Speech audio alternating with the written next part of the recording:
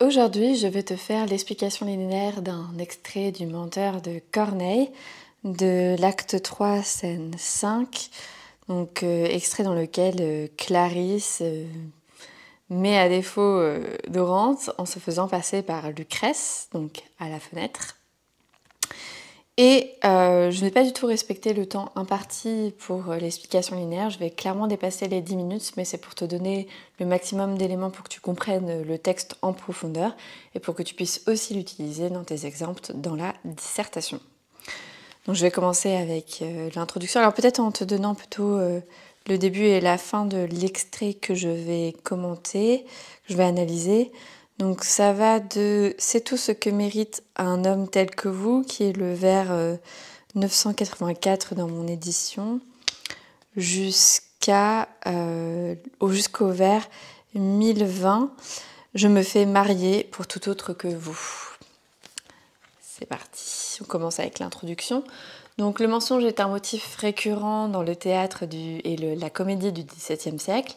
Corneille, après avoir rencontré un franc succès avec ses tragédies, notamment avec le Cid, représenté en 1637, revient à la comédie comme à ses débuts avec Le Menteur en 1644. Donc dans la pièce de théâtre Le Menteur, Dorante, donc le menteur, après des études pour devenir avocat à Poitiers, revient à Paris pour s'y illustrer. Dès son arrivée, il ment pour plaire à la belle Clarisse en se faisant passer pour un valeureux guerrier. Il demande alors l'identité de la belle qu'il vient d'aborder et croit alors qu'il s'agit de Lucrèce. Il feint alors d'être déjà marié quand son père lui annonce vouloir le marier à Clarisse parce qu'il croit que Clarisse est Lucrèce. Dans l'acte 3, scène 5, le quiproquo ne fait que s'épaissir lorsque Clarisse, désirant connaître et confondre Dorante, dont elle connaît déjà certains de ses mensonges, se fait passer pour Lucrèce la nuit à la fenêtre de celle-ci. Et donc Dorante est donc persuadée, en entendant la voix qu'il reconnaît, de bien faire affaire à la bonne personne, c'est-à-dire à Lucrèce, qui en fait Clarisse. Mais comme il croit que Clarisse est Lucrèce, d'où le problème de cette scène. Alors même que Dorante semble enfin dire la vérité dans cet extrait, le quiproquo le fait passer encore plus pour un menteur, de manière paradoxale, et donc le comique de la scène repose sur le motif de l'arroseur arrosé, le menteur à qui on ment, enfin, à qui le mensonge met dans une situation délicate, doublé d'un quiproquo. Donc notre problématique sera comment la ruse de Clarisse permet-elle de mettre en relief les talents de conteur de Dorante, de menteur, de conteur-menteur de Dorante. J'ai découpé le texte en deux mouvements. D'abord le blâme de Dorante, qui va de « C'est tout ce que mérite un homme tel que vous » jusqu'à vous-même apprenez-moi comme il faut qu'on le nomme, donc la fin de la tirade de Clarisse. Et puis, deuxième mouvement qui va de « Si vous vous en tirez, je vous tiens habile homme », réplique de Cléton, jusqu'à la fin « Je me fais marier comme pour tout autre que vous », qui est la réplique de Dorante au vers 1020. Et deuxième mouvement qui correspond à la justification éloquente de Dorante face aux accusations de Clarisse. Donc je commence par lire le texte. Clarisse. C'est tout ce que mérite un homme tel que vous, un homme qui se dit un grand foudre de guerre et n'en a vu qu'à coups d'écritoire ou de vers, qui vint hier de Poitiers et compte à son tour que depuis une année il fait ici sa cour, qui donne toute nuit festin, musique et danse, bien qu'il l'ait dans son lit passé en tout silence, qui se dit marié et puis soudain s'en dédie, sa méthode est jolie à se mettre en crédit. Vous-même apprenez-moi comme il faut qu'on le nomme. Cléton à Dorante. Si vous vous en tirez, je vous tiens habile homme. Dorante à Cléton.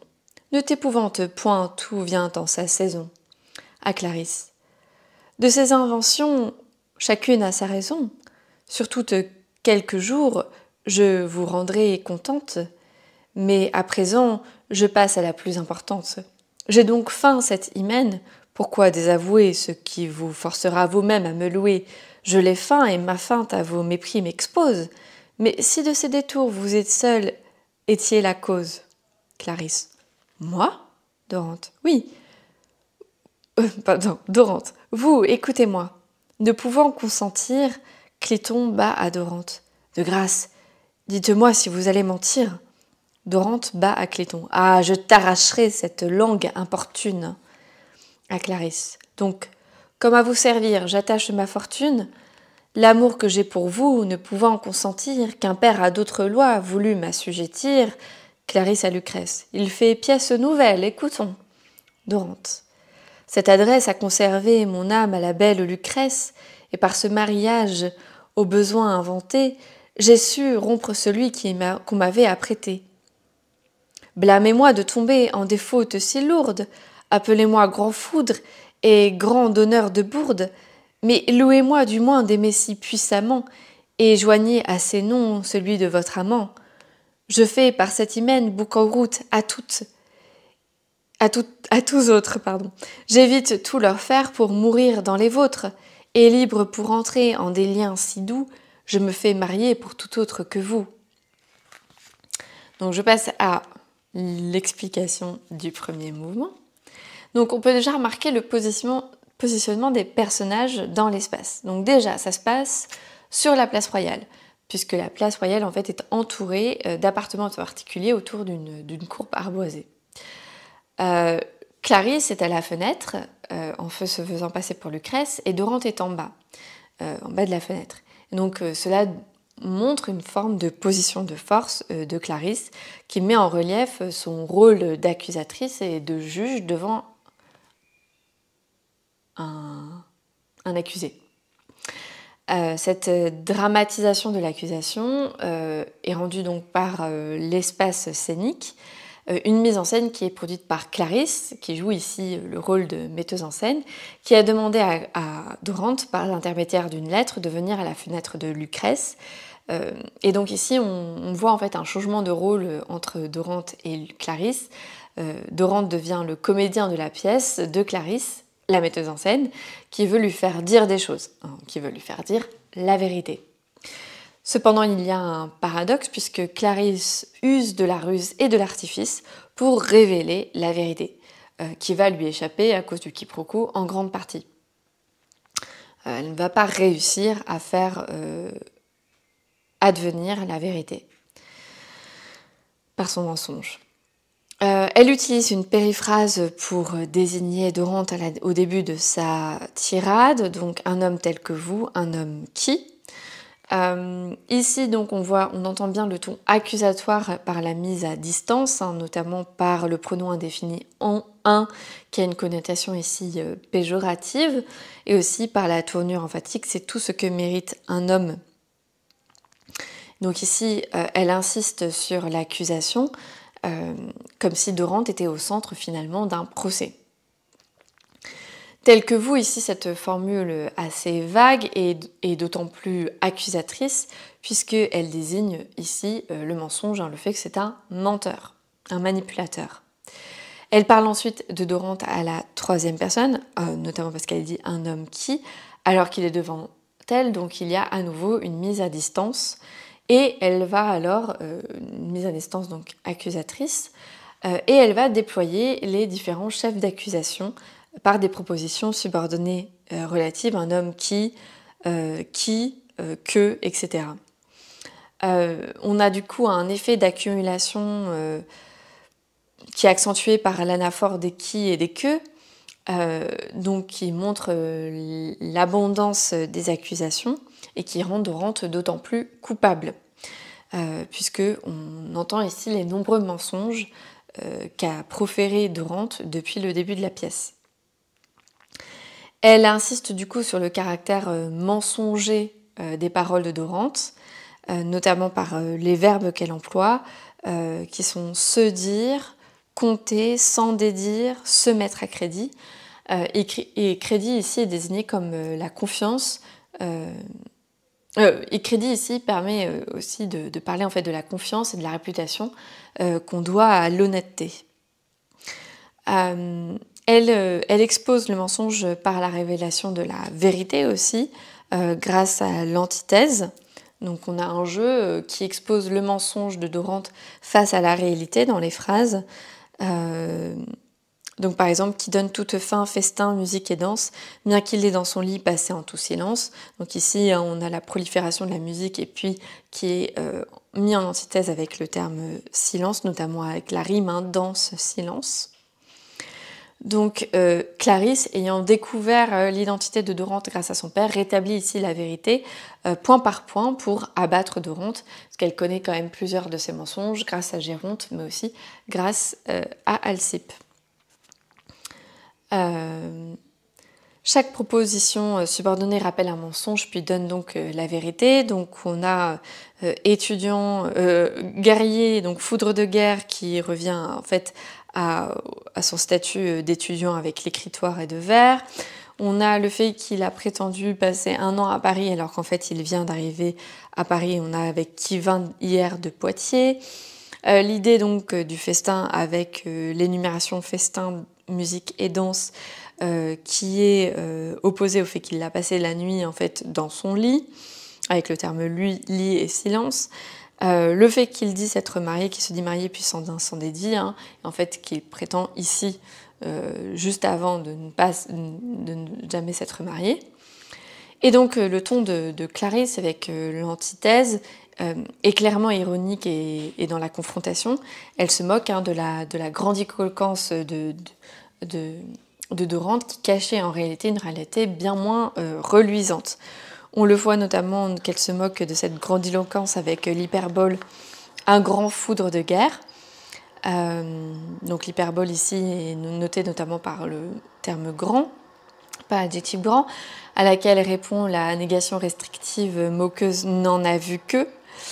On a aussi une antithèse entre hier et depuis une année, et entre Poitiers et ici, avec cette opposition entre Poitiers et Paris, entre une ville de province et la capitale, ce qui vient jouer en fait aussi vers cette dégradation du personnage de Dorante. Et puis, voilà, les autres je les ai déjà dit. Ah oui, et puis on a le terme ici qui se dit marié puis soudain s'en dédie. Ce qui est intéressant, c'est qu'on ne peut pas se fier donc à la parole de Dorante qui est toujours changeante, puisque on a le puis soudain qui montre le retournement de situation dans les paroles de Dorante, et surtout le terme s'en dédie qui rime avec crédit, montrant bien que les paroles de Dorante remettent en question son crédit, donc sa réputation, son honnêteté. Elle dit ensuite que sa méthode est jolie à se mettre en crédit. Bien sûr, le terme joli ici est pris dans une antiphrase.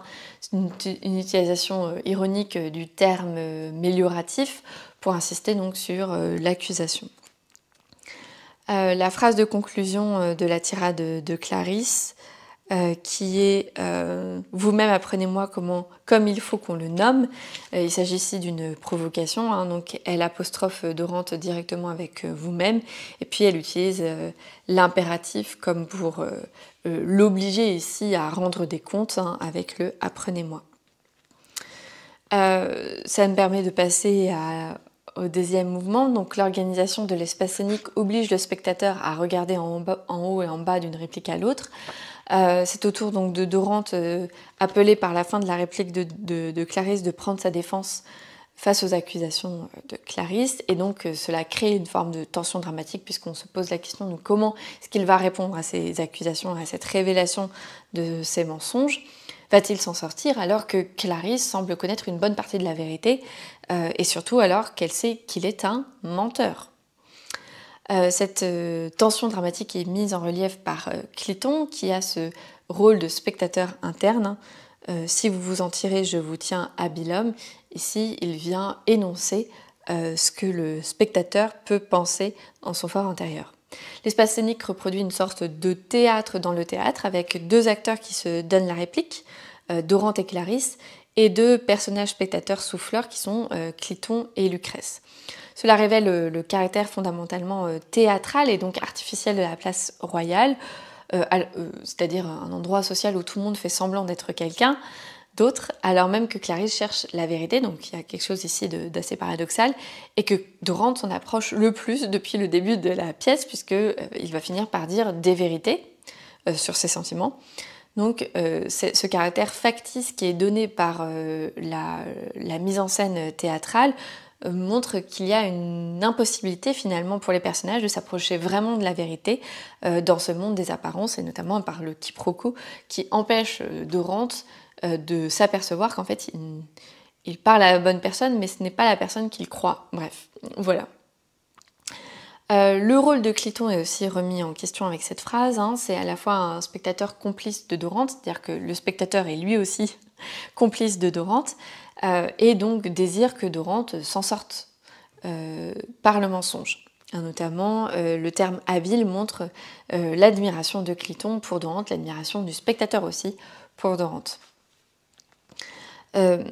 On a un jeu ici à ce moment-là avec le ton plus sombre que prend la pièce, parce que la réponse de Dorante réaffirme une forme de légèreté comique, alors qu'avant on avait donc une tension dramatique, un suspense qui pouvait faire basculer la pièce d'un côté plus tragique, plus dramatique.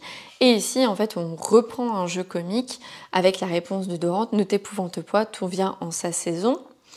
Donc il nie la peur par la négation, et puis l'expression tout vient à sa saison avec le présent de vérité générale qui rappelle le genre de la comédie en fait, qui se termine toujours bien d'une manière ou d'une autre.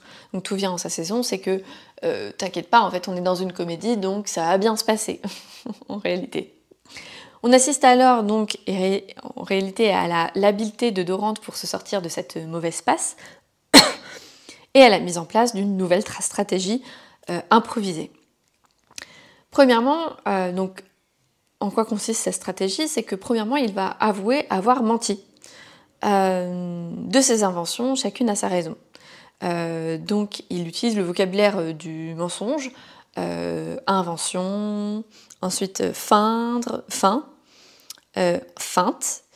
Donc il insiste en fait sur le fait qu'il a effectivement menti, et en avouant qu'il a menti, c'est peut-être pour montrer sa supposée sincérité du moment présent.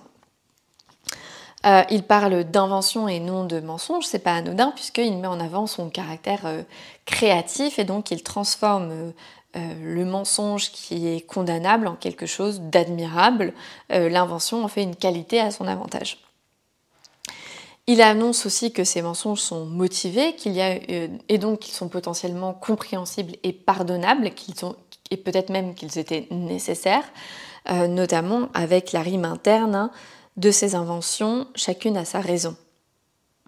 Invention qui rime avec raison à l'intérieur du vers. Donc ça veut dire qu'il avait une bonne raison de mentir.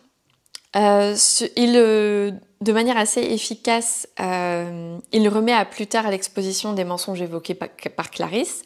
Donc il reste assez vague sur le moment où il le fera, puisqu'il dit que quelques jours, donc avec le déterminant indéfini là, quelques, il remet à plus tard le fait de lui d'exposer les autres mensonges. Et donc il va se concentrer sur un seul mensonge, ce qui est quand même une stratégie efficace, celui probablement qu'il peut le mieux tourner à son avantage, qu'il qualifie ici de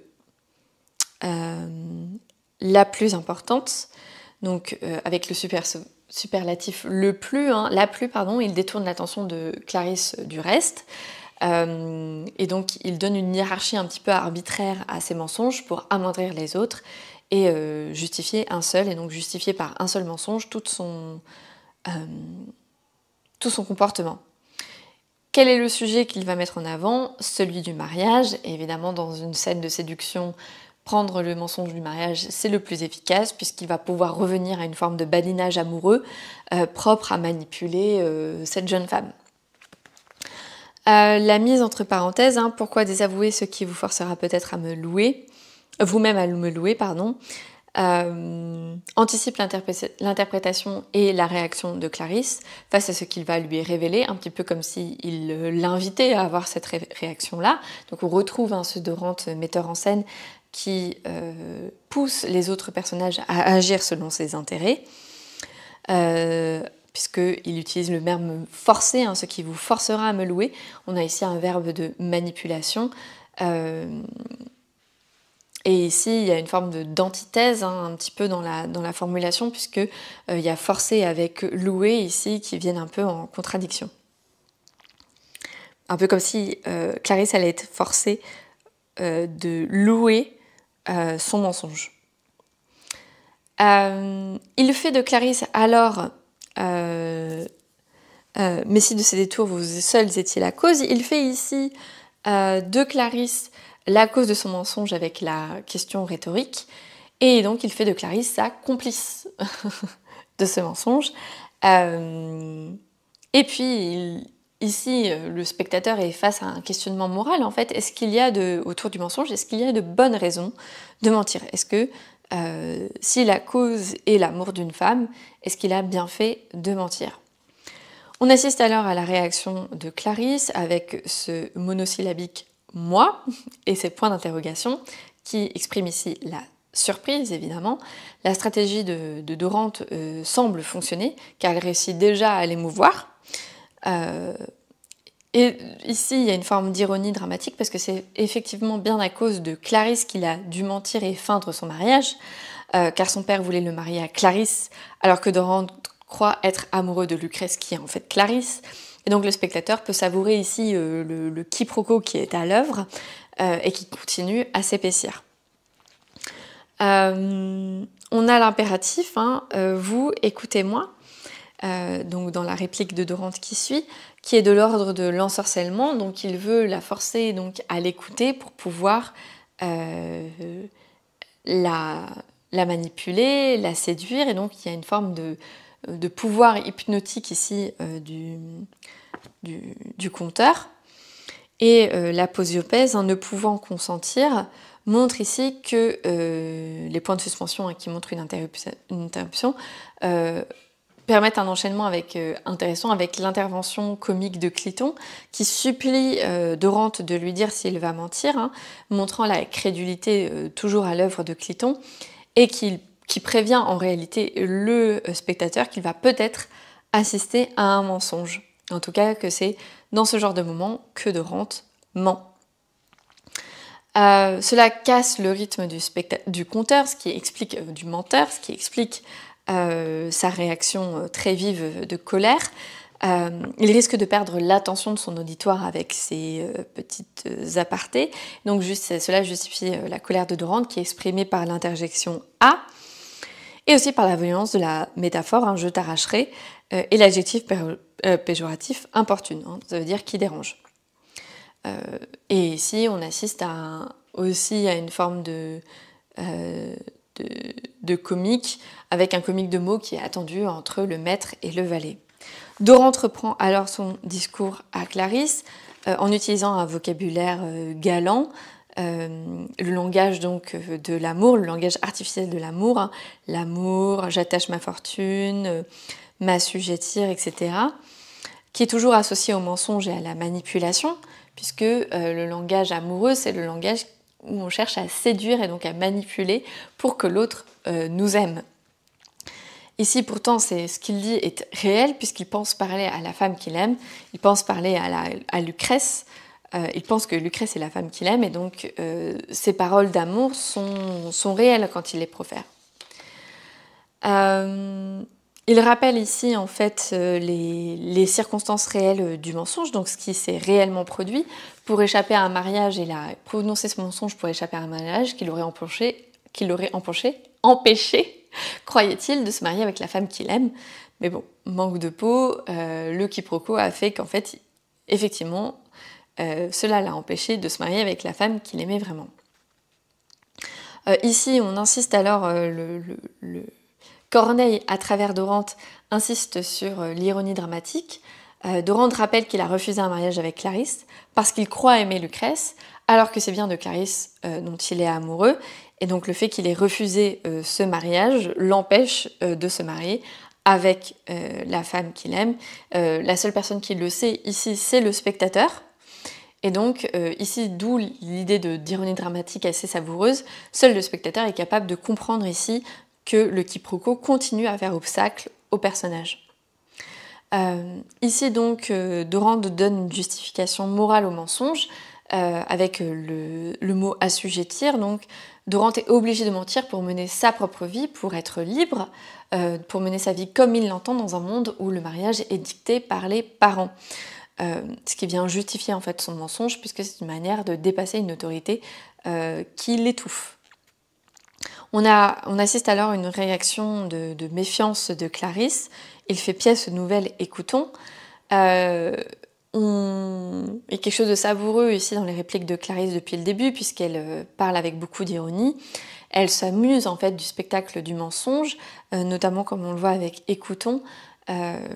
Ce verbe-là montre bien qu'elle est ici pour se divertir aussi, et qu'en fait les mensonges de Dorante, qui sont ici la vérité malheureusement, sont des divertissements plaisants à écouter. Ici on a même le terme pièce nouvelle, on a le vocabulaire du théâtre. Elle décèle très bien le mensonge de Dorante, qui en fait en réalité n'est pas un mensonge mais le fruit du quiproquo. Mais elle ne le sait pas. Alors on assiste alors à la véritable plaidoirie de Dorante. Il fait mention donc de la belle Lucrèce, donc nous rappelons toujours ici qu'il y a le quiproquo qui fait obstacle à la bonne compréhension des personnages. Il continue à s'enfoncer dans le quiproquo initial et justement advenu à cause de cette mention de la beauté. Donc c'est pas anodin qu'il dise belle Lucrèce, c'est parce qu'il croit que Clarisse est la plus belle des deux, alors que le cocher lui pensait que la plus belle des deux c'était bien Lucrèce, donc l'autre femme. Il suffit de se rappeler donc au tout début de la pièce du moment où ce quiproquo se crée. On a le vocabulaire ici de la nécessité, donc il parle par ce ménage au besoin inventé. Donc cette idée de besoin donc, permet de justifier le mensonge et de lui donner un caractère quasiment noble, moral. Il utilise un ton grandiloquent par l'utilisation notamment des impératifs « blâmez-moi »,« appelez-moi », avec des effets d'antithèse, blâmer qui s'oppose à louer plus loin. Donc avec cette transformation par le vocabulaire du mensonge en témoignage de son amour pour Clarisse / Lucrèce. Il utilise des hyperboles auto-accusatoires, donc il s'accuse lui-même pour mieux empêcher l'accusation qui vient de Clarisse. Donc il parle par exemple de fautes si lourdes, blâme-moi de tomber en des fautes si lourdes. Donc ici on a une insistance avec l'adverbe intensif si, et puis l'adjectif grand qui vient ensuite, grand fourbe et grand donneur de bourde, qui est en plus répété 2 fois. Et puis on retrouve cette hyperbole dans la louange de l'amant, la faute est justifiée par l'amour à nouveau, avec aimer si puissamment. Donc ici on a une exagération de cet amour avec l'adverbe intensif si, mais aussi avec l'adverbe puissamment qui est très long en plus, donc qui vient insister sur cet amour hyperbolique. Et donc la transformation du mensonge en un acte d'amour, preuve d'amour. Donc Dorante, par son discours, finit de passer de l'imposteur à une victime de l'amour prêt à se battre, puisque il fait foi d'une puissance presque guerrière, de tous les fers. J'évite tous les fers pour mourir dans les vôtres, donc comme s'il avait dû se battre pour pouvoir aimer librement. Et puis en plus, il utilise évidemment, pour finir de séduire Clarisse / Lucrèce, le lyrisme amoureux avec mourir dans les vôtres et en des liens si doux, pour parler donc du mariage à venir, enfin qu'il souhaite, avec Lucrèce avec Clarisse qu'il croit être Lucrèce. J'espère que ces différents éléments d'analyse te permettront de mieux comprendre le texte. N'hésite pas à me poser des questions en commentaire, je serai ravie d'y répondre et je te souhaite de bonnes révisions pour le bac.